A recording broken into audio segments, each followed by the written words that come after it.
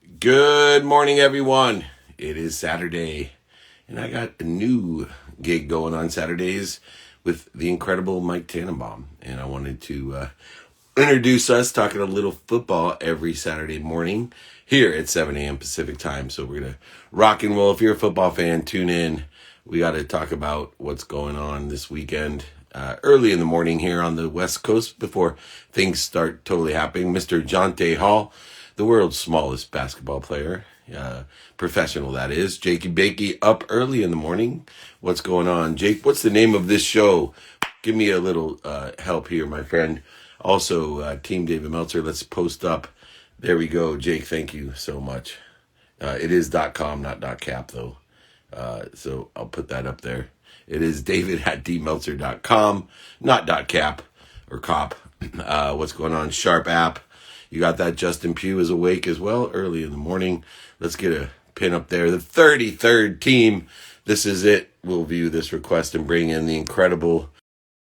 If you think I know a lot about football, I know nothing compared to this man. Where is he? Good morning. Ho! Good morning, Dave.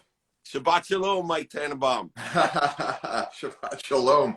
Good that I have someone that shares the same temple as me. This is nice. The football temple. I've been trying to convince my brother, the rabbi, that this is a temple, but it really is for me because this is all where my passion lies, and I know where yours lies as well. Yeah, absolutely. And I appreciate you doing this so early. I was out for a long bike ride, and I'm thinking like, wow, like this for Dave is 7:01 his time. So I appreciate you joining so early.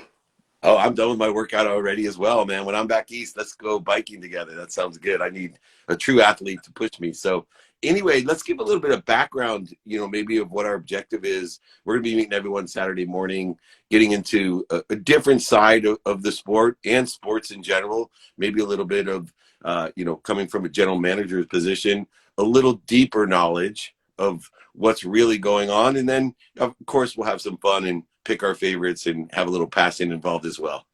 Love it. And it's great to be doing this with you, Dave. You're someone that I've known for a while, like and admire, and just congratulations with everything you have going on. And no surprise that you're moving the world one day at a time by helping others, and you're at the top of the mountain where you well deserve to be, and you inspire others because when you help others the way you do in an authentic way, that's the great way to go through life.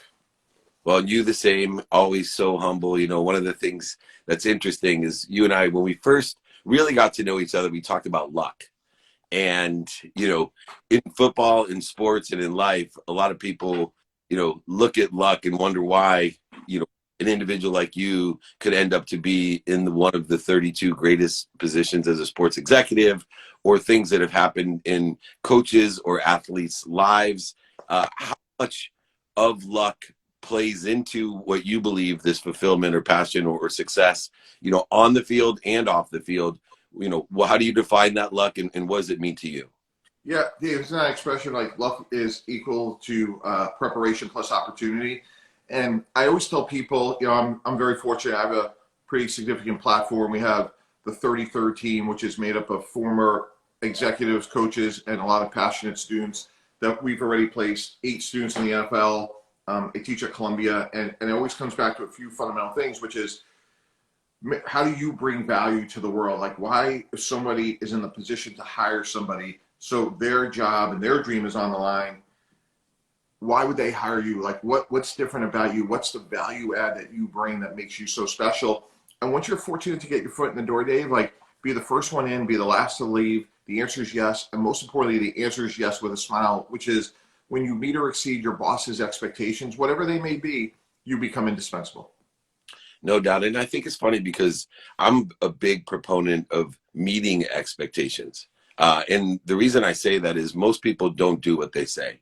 And if you can just meet the expectations that you set by doing your best, learning lessons, and having fun, it's extraordinary how far ahead you can get and how much attention people give you and intention they'll give you. Two separate things that I think also play into that preparation is I see the people most successful on the field and off are paying attention to what they're supposed to pay attention to, but also giving the intention, meaning they think, they say, they do, they believe, all of the the things that are necessary. And I think, for example, Tom Brady is someone that exemplifies to me someone that pays attention to and gives intention to all the coincidences he wants. And that's why, although he may not be the most athletic, the strongest, fastest, that focus, that combination is why he has success at, such a very old age for football. Yeah, I think that's well said, Dave. I think who you are, it has to be a 24-hour a day sort of approach. Like, you didn't get up Saturday morning at 7:05 and flip the switch to like, I'm going to help people today, or I'm going to invest in others. Like, that's who you are, and you're world class at it. And I think the best people I've been around, I remember early on, Coach Parcells, I was working for him, and it was a Saturday morning. Nobody else was there. It was like 7 a.m. It was about 3 weeks before free agency. And he's like, I'm really sorry to bother you today. I'm like, there's no place I'd rather be than right here with you, Coach. And it was always like that mindset of like, if you love what you do, choose a job you love, you never work a day in your life, like and it's not always best for like work-life balance. I know you talk a lot about that, but the great people like Tom Brady, the mindset, he may take time away from, studying film or being in the Tampa Bay facility, but I don't think he takes any time away from making the right choices about nutrition or, stretching, other things. So I think it's really important to have that mindset all the time, because it will separate you from others.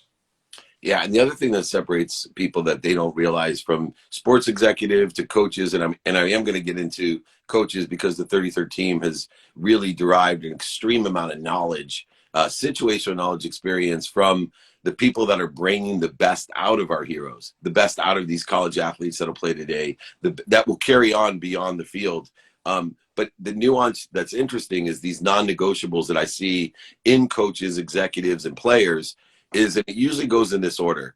They realize, as you went biking this morning, that your health is actually the number one priority.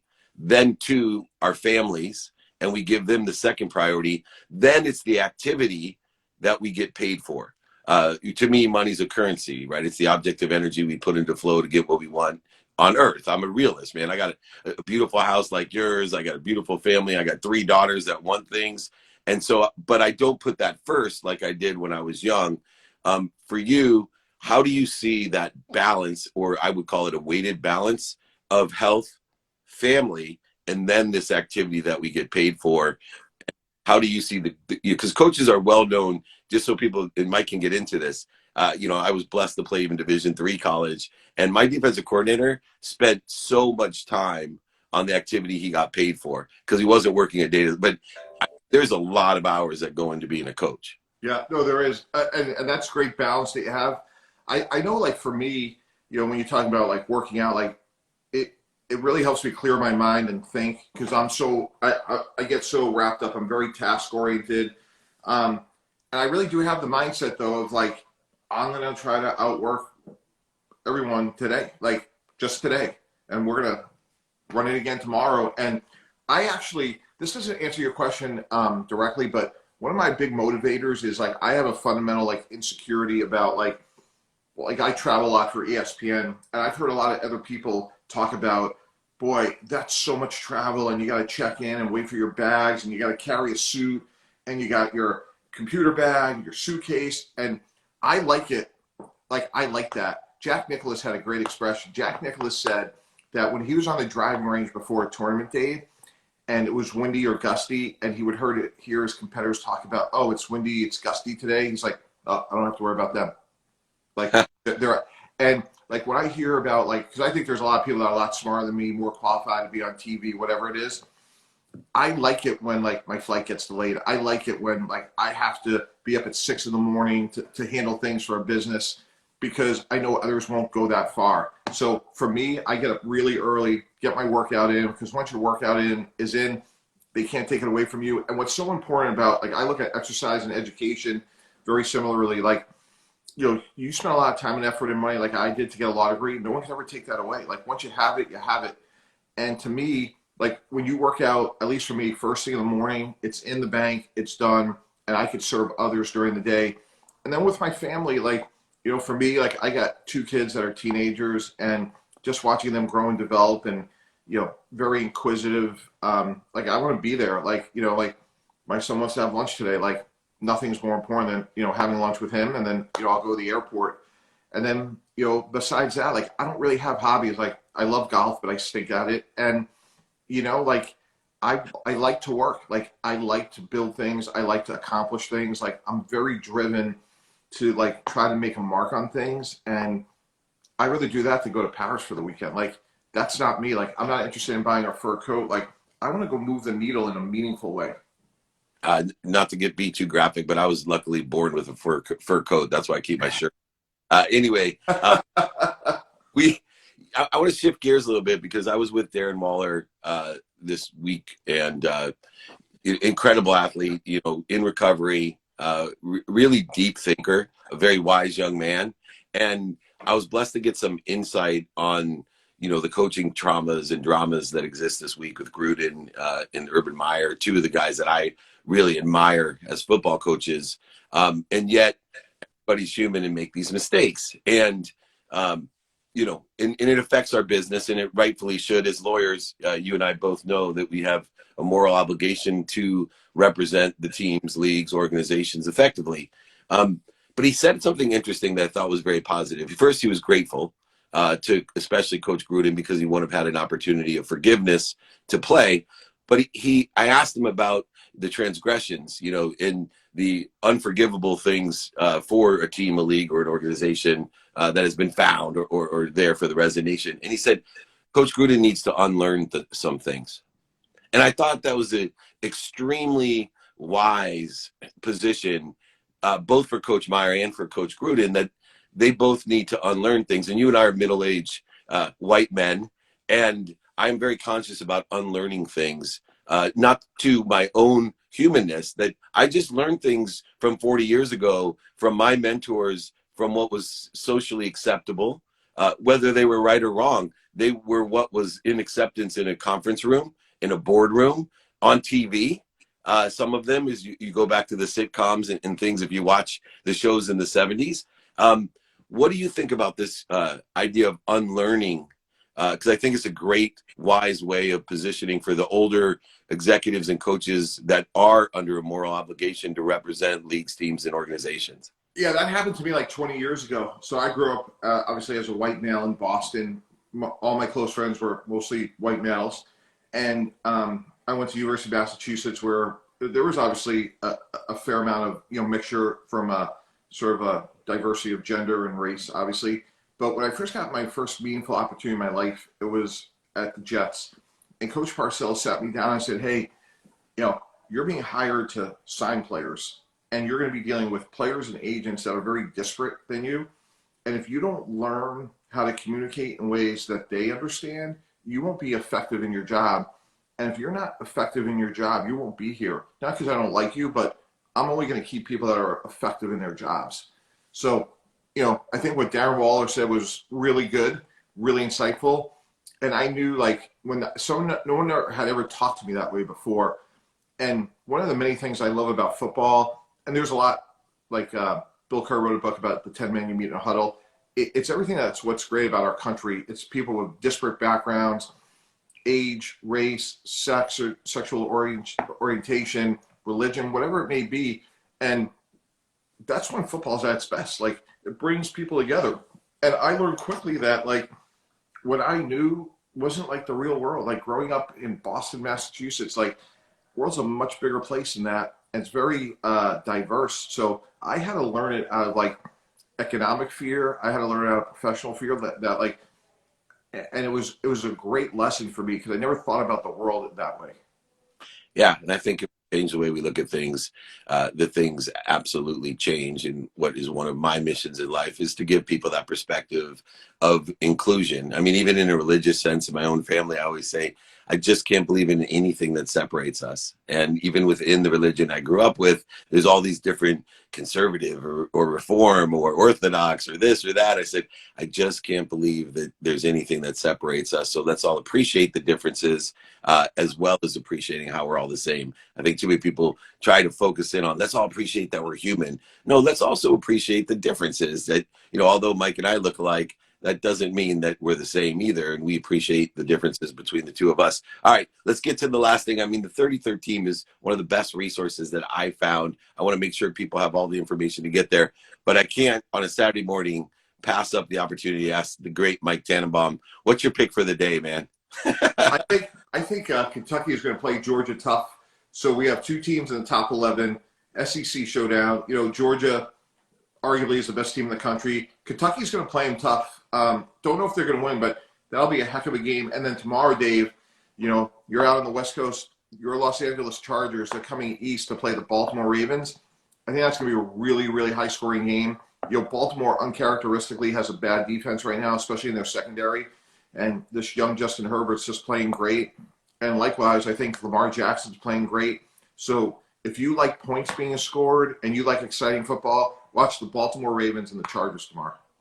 That was a given for me, and I'm really interested in that Georgia game as well. I'm also interested to see what Alabama does and understanding the mindset of Nick Saban as he almost, you talked about, you know, the wind and, you know, hey, it's windy out, etc. I almost felt when they won 2 weeks ago and he was upset that he saw into the future that his team wasn't prepared for the next week, even though they won the week before.